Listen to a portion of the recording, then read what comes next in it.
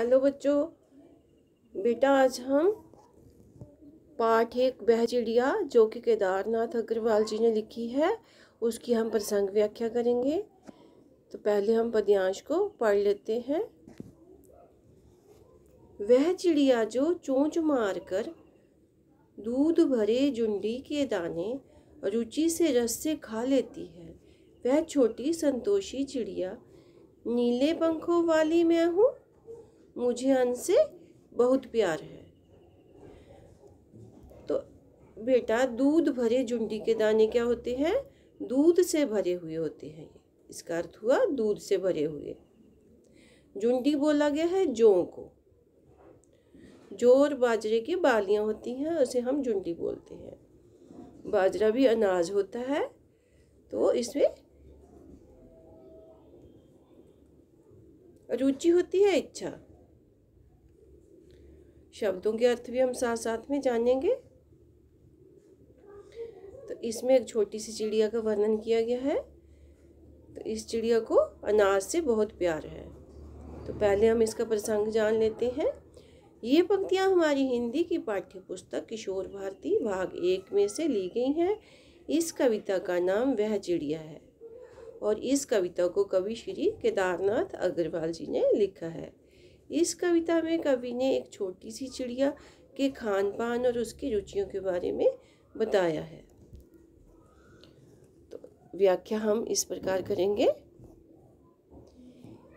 इस कविता में चिड़िया दूध से भरे ज्वार और बाजरा की वालियां के दानों को चोंच मारकर बड़े चाव और आनंद से खाती है। वह वही छोटी सी चिड़िया है जो थोड़ा खाकर संतुष्ट हो जाया करती है। वह नीले नीले पंखों वाली चिड़िया है और उसे अनाज से बहुत प्यार है, अर्थात उसे अनाज खाना बहुत अच्छा लगता है। कहने का भाव है इस कविता में कवि ने एक छोटी सी चिड़िया के खाने और पीने की चीज़ों के विषय में यहाँ बताया है। ये चिड़िया देखो कितनी सुंदर लग रही है यहाँ पर। अगला पद्यांश है हमारा। वह चिड़िया जो कंठ खोलकर बूढ़े बन बाबा के खातिर रस उड़ेलकर गा लेती है, वह छोटी मुंह बोली चिड़िया नीले पंखों वाली मैं हूँ। तो इसमें कंठ किसको बोला गया? गले को। और इसमें छोटी सी चिड़िया का बहुत अच्छी तरह से वर्णन किया गया है। विजन इसमें जंगल को बताया गया है। विजन का क्या अर्थ बताया है? जंगल। तो इसके प्रसंग व्याख्या हम पढ़ते हैं, वही उसी तरह से हमने लिखनी है। यह पंक्तियां हमारी हिंदी की पाठ्य पुस्तक किशोर भारती भाग 1 में से ली गई हैं। इस कविता को श्री केदारनाथ अग्रवाल जी ने लिखा है और इस कविता में कवि ने एक छोटी सी चिड़िया के खान पान और उसकी रुचियों के बारे में बताया है। तो इसकी व्याख्या और जहाँ हम इसे सरलार्थ भी बोल सकते हैं, इस प्रकार से लिखेंगे। इस कविता में चिड़िया अपने बारे में कहती है कि मैं वह जंगल में अपने खुले गले से बूढ़े बन बाबा के लिए बहुत रस से भरा हुआ गीत गाती है।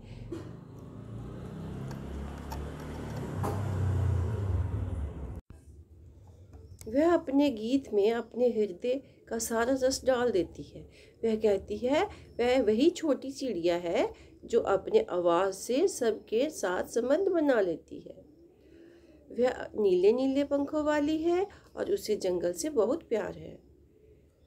कहने का भाव ये है कि वह कवि ने इस कविता में छोटी चिड़िया का जंगल के प्रति प्रेम दिखाया है। अगला पद्यांश है। वह चिड़िया जो चोंच मारकर चढ़ी नदी का दिल टटोलकर जल का मोती ले जाती है। तो इसे हम ठीक कर लेते हैं।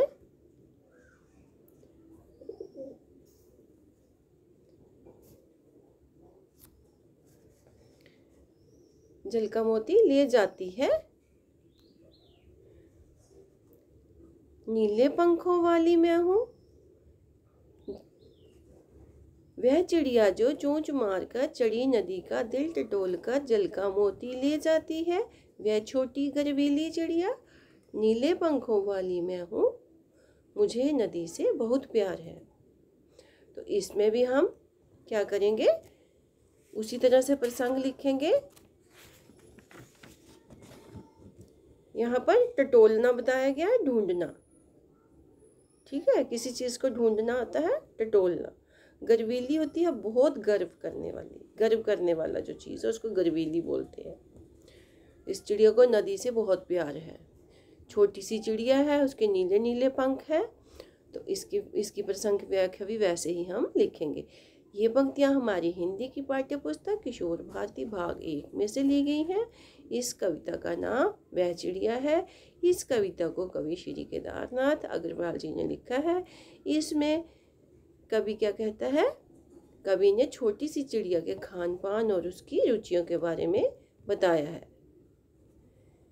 चिड़िया कहती है कि वह छोटी सी चिड़िया है जो बहती नदी में से जल की एक बूंद चोंच में भरकर उड़ जाती है। वह बहती हुई नदी का मानो दिल टटोलकर उसकी जल रूपी बूंद को लेकर उड़ जाती है। वह अपने आप पर गर्व करने वाली चिड़िया है। वह नीले पंखों वाली है और उसे नदी से बहुत प्यार है। कहने का भाव है कि कवि ने छोटी चिड़िया को गर्वीली कहा है। तो मैं आशा करती हूँ बच्चों आपको ये प्रसंग व्याख्या समझ आ गई होगी। तो आज हम इतना ही करते हैं। कल आपको अभ्यास के प्रश्नों के उत्तर हम समझाएंगे।